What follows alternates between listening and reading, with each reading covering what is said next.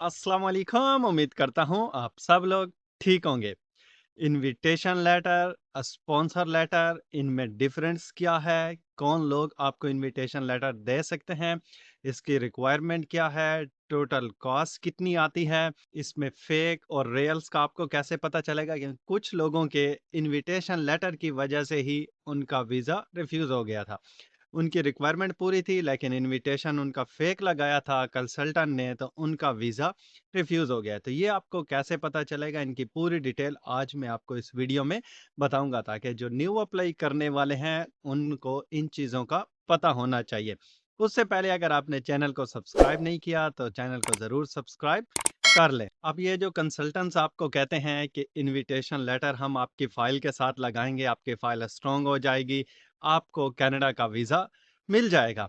ये इवेंट है कैलगरी में, इवेंट है वैंकूवर में, इवेंट है टोरंटो में, वो आपको इवेंट का बता देते हैं, आपको एड्रेस का भी बता देते हैं और आपकी फ़ाइल लगाते हैं। वो आपको इन्विटेशन लेटर देते भी नहीं है, इवन के दिखाते भी नहीं है, बहुत कम दिखाते हैं, आपको कहते हैं ये देख लें, बस ये इन्विटेशन है, ये एड्रेस है, वहाँ पे आपने जाना है और हम आपकी फ़ाइल अप्लाई करते हैं, उस कंपनी से हमने आपका इन्विटेशन लेटर्स मँगवाया है। ऐसे कोई भी नहीं होता है कि कंपनी आपको बिना जाने-पहचाने वो आपको इन्विटेशन लेटर दे दे। आप लोग पहले खुद सोचें कि अगर कंसल्टेंट के पास इन्विटेशन लेटर है, तो वो अपने किसी और बंदे को क्यों नहीं भेजता या अपने रिलेटिव में से क्यों अप्लाई नहीं करवाता किसी का? वो आपका क्यों अप्लाई कर रहा है? सिर्फ़ पैसे की वजह से और फेक इन्विटेशन की वजह से। अब आप लोग सिर्फ़ सर्च मारें कि कनाडा में इस साल इवेंट कहाँ पे हैं, नेक्स्ट 5 ईयर, 10 ईयर के यहाँ पे प्लान होते हैं कि इस डे यहाँ पे इवेंट होगा, इस चीज़ का इवेंट होगा। तो वो प्लान बने होते हैं, एड्रेस भी लिखा होता है, तो वो आपको बता देते हैं कि ये इवेंट है, ये टाइम है, ये डेट है, सब कुछ। तो आप लोग भी कहते हैं हाँ, ये तो इवेंट है। सर्च भी मारते हैं गूगल में, आपको डिटेल आ जाती है। तो आप लोग भी पैसे दे के अप्लाई करवा लेते हैं। वो ऐसा कोई भी इवेंट तो होते हैं, लेकिन जो इन्विटेशन लेटर होते हैं वो अक्सर उनके फेक इन्विटेशन लेटर्स होते हैं। आप इन इन्विटेशन लेटरों से बचा करें। वो इन्विटेशन लेटर सही होता है और ऑथेंटिक होता है जो कनाडा में जिसका लीगल स्टेटस हो, वो आपको इन्विटेशन लेटर्स दे सकता है। अब invitation letter Canadian citizen, PR वाले वो जब आपको देते हैं, तो आपकी फाइल स्ट्रॉन्ग हो जाती है। अब उस इन्विटेशन में भी कुछ टाइप्स हैं। एक इन्विटेशन लेटर ये है कि वो आपको जैसे इसमें लिख के दे देते हैं कि यहाँ पे बर्थडे है, हमारी ग्रेजुएशन है या कोई मैरिज है, कोई भी उनका इवेंट है और वो आपको इन्विटेशन लेटर सेंड कर देते हैं, ताकि जब आप कनाडा का विजिटर वीज़ा अप्लाई करें, तो आप वो इन्विटेशन साथ लगाएँ।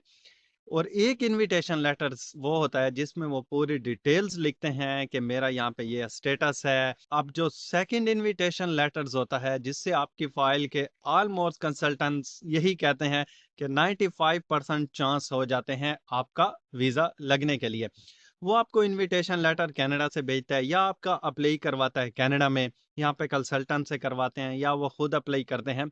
तो वो एक तो वो अपना इन्विटेशन लेटर्स लगाएगा, आपकी फ़ाइल भी स्ट्रॉन्ग होनी चाहिए और जब आपकी फ़ाइल स्ट्रॉन्ग होगी, ये आपको इन्विटेशन देंगे तो आपके ऑब्वियसली 100% चांस हो सकते हैं आपको कनाडा का वीज़ा मिल जाए। वो इन्विटेशन लेटर्स देगा, उसमें लिखेगा कि यहाँ पे ये इवेंट है या न्यू ईयर के लिए आ रहे हैं, क्रिसमस के यहाँ पे इवेंट है, वो देखने के लिए आ रहे हैं।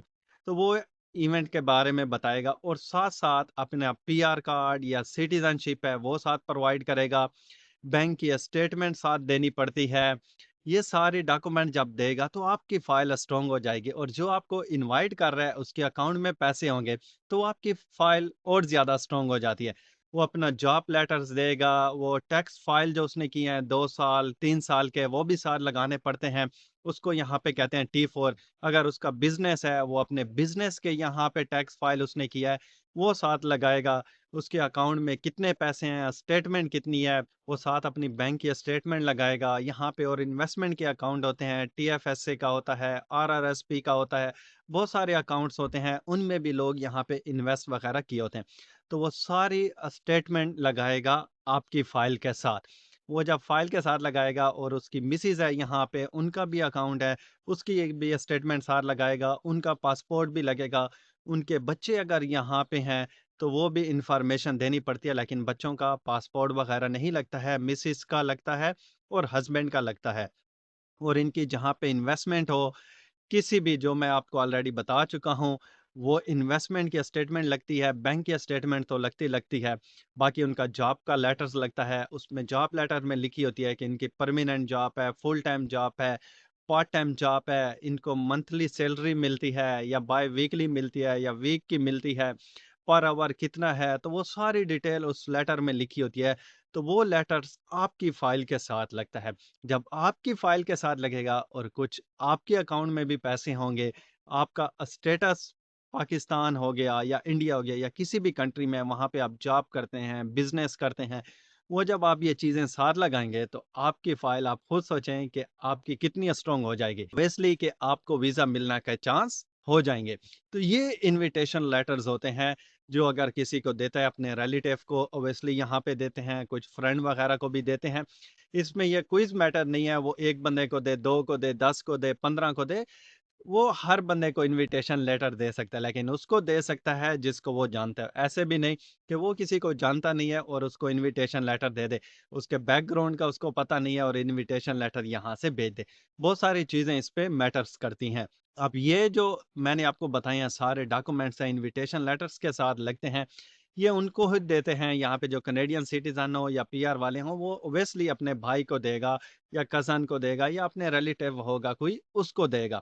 क्योंकि सारी इन्फॉर्मेशन आपकी लीक्स हो जाती हैं, आपकी सारी फाइल आपकी उसके साथ लगती है जिसको आप यहाँ पे इनवाइट कर रहे हैं। अब वो चाहे पाकिस्तान से अप्लाई करता है तो आप ये सारे डॉक्यूमेंट्स वहाँ पे भेजेंगे, अगर वो कनाडा में अप्लाई कर रहा है किसी कंसल्टेंट के थ्रू, तो आपने ये कंसल्टेंट को सारे डॉक्यूमेंट्स वगैरह देने होते हैं। ये इन्विटेशन लेटर्स हैं। अब जो स्पॉन्सर है, स्पॉन्सर वो कर सकते हैं, अपने पेरेंट्स को कर सकते हैं, स्पॉन्सरशिप इसको कहते हैं। बाकी इन्विटेशन लेटर तो हर कोई दे सकता है, लेकिन स्पॉन्सर सिर्फ़ जो है वो अपनी फैमिली में से ही कर सकते हैं। अपनी वाइफ़ को वो कर सकता है, अगर उसके बच्चे हैं, वो पाकिस्तान में या किसी भी कंट्री में उसका स्टेटस यहाँ पे पीआर है या उसकी पीआर हो गई है, तो वो अपने बच्चों को यहाँ पे स्पॉन्सर कर सकता है, अपने पेरेंट्स को स्पॉन्सर कर सकता है, अपनी वाइफ़ को स्पॉन्सर कर सकता है। तो फिर जब उनको स्पॉन्सर भी करता है, तो उनकी रिस्पॉन्सिबिलिटी भी उनको उठानी पड़ती है। आई थिंक कि 20 ईयर्स तक उनकी रिस्पॉन्सिबिलिटी उठानी पड़ती है कि ये 20 ईयर तक इनका यहाँ पे जो खर्चा वगैरह जो भी होता है, इसको कहते हैं स्पॉन्सरशिप। अब जो डायरेक्ट पीआर पे आते हैं, तो उनकी बस यही है कि वो फैमिली के साथ यहाँ पे पीआर पे आ जाते हैं। सॉरी मुझे याद आ गया है कि कुछ लोगों ने मुझे कमेंट्स वगैरह किए थे कि सर आप थोड़ा तेज़ बोलते हैं, आप स्लो बोलें, हमें समझ नहीं आती है। तो आप मुझे कमेंट करके बताएँ क्या मैं वाक़ई ही तेज़ में बोलता हूँ, आपको समझ नहीं आती है? तो नेक्स्ट वीडियो में फिर मैं कोशिश करूँगा 100% कि थोड़ा स्लो बोलूँ कि आप लोगों को समझ आ जाए। मैं इस वजह से थोड़ा तेज़ बोलता हूँ, मेरे ख़्याल से तो ये तेज़ नहीं है, थोड़ा इसलिए बोलता हूँ कि ये वीडियो बहुत लंबी ना हो और आप लोगों को भी इसकी समझ आ जाए। खैर अभी हम चलते हैं अपने टॉपिक की तरफ। तो आप लोगों ने कंसल्टेंट से ऐसे कोई भी अपना इन्विटेशन साथ लगा के अप्लाई नहीं करवाना है। आपकी फ़ाइल अच्छी खासी वो स्ट्रॉन्ग होती है, जब आप फेक डॉक्यूमेंट्स लगाते हैं, तो आपकी वो रिफ्यूज़ल आ जाती है। हाँ, आपका कोई यहाँ पे रिलेटिव है, आपका फ्रेंड है, तो वो आपको इन्विटेशन लेटर दे सकता है। अब ये जैसे मैंने आपको सारी डॉक्यूमेंट्स बताई हैं, तो ये सारी डॉक्यूमेंट्स प्रोवाइड करना बहुत मुश्किल होता है। अब जैसे बहुत सारे लोग कहते हैं कि हमारे वहाँ पे रिश्तेदार हैं, हमें वो इन्विटेशन लेटर नहीं देते हैं, हमें वो बुलाते नहीं हैं। तो ये काफ़ी सारी रिक्वायरमेंट होती हैं जो पूरी करनी पड़ती हैं, तब भी आप यहाँ पे आ सकते हैं। एक ये नहीं है कि वो आपको इन्विटेशन देंगे और आपका वीज़ा लग जाएगा। कुछ आपकी तरफ से भी फ़ाइल स्ट्रॉन्ग होनी चाहिए, आपका स्टेटस वहाँ पे अच्छा होना चाहिए बैक होम में, तो तब भी आपके चांस हो सकते हैं आपको वीज़ा लगने के लिए। अगर आपके पास इन्विटेशन लेटर नहीं है, आपकी फ़ाइल स्ट्रॉन्ग है, तो तब भी आपको कनाडा का वीज़ा मिल सकता है। इन्विटेशन से ये होता है कि आपकी फ़ाइल मज़ीद मज़ीद स्ट्रॉन्ग हो जाती है। अब कुछ लोगों का ये भी क्वेश्चन है कि सर क्या रेफ्यूजीज़ जो यहाँ पे होते हैं, वो भी हमें इन्विटेशन दे सकते हैं? वो अपनी फैमिली को इन्विटेशन दे सकते हैं, अपनी वाइफ़ को दे सकते हैं, अपने बच्चों को यहाँ पे बुला सकते हैं। जब आपका यहाँ पे कोई लीगल जब तक स्टेटस नहीं होता है, तब तक आप अपने फ्रेंड्स किसी को इनविटेशन लेटर ऐसे नहीं दे सकते। जैसे मैंने आपको बताया कोई कैनेडियन सिटीज़न हो या पीआर हो, ये 2 ही बहुत ऑथेंटिक इनके लेटर्स होते हैं, जो आपको वो दें तो आपकी फ़ाइल मज़ीद स्ट्रॉन्ग हो जाती है। अच्छा, कुछ लोगों ने ये भी क्वेश्चन किए हैं कि सर, क्या अटॉर्नी से वहाँ पे अटेस्ट करवाना ज़रूरी है? वैसे तो कनाडा की जो ऑफ़िशियल वेबसाइट है, वहाँ पे तो ऐसा कोई भी ऑप्शन नहीं है कि कनेडियन सिटीज़न या पीआर वाले वो अटॉर्नी से जाके अटेस्ट करवाएँ। अगर अटेस्ट करवा देते हैं तो ठीक है, वो और ज़्यादा ऑथेंटिक हो जाता है और वो आई थिंक 6 मंथ के लिए होता है। आप अपना पासपोर्ट ले जाते हैं यहाँ पे अटॉर्नी के पास, जब आप पासपोर्ट लेके जाएँगे, अपनी वाइफ़ का लेके जाएँगे, बच्चों का लेके जाएँगे, वो आपको लेटर भी बना देते हैं, स्टैम्प भी लगा देते हैं, वेरीफ़ाई करके देते हैं। यहाँ पे वो गवर्नमेंट के ऑफ़िस होते हैं। वो आपसे फ़ीस चार्ज करते हैं। अब कुछ लोग कह रहे थे कि इसकी फ़ीस नहीं होती है। ये फ़ीस चार्ज करते हैं, अगर आपने सिर्फ़ स्टैम्प वग़ैरह लगवानी है और उनसे साइन करवाने हैं, तो वो 25 से $35 आपसे चार्ज करते हैं।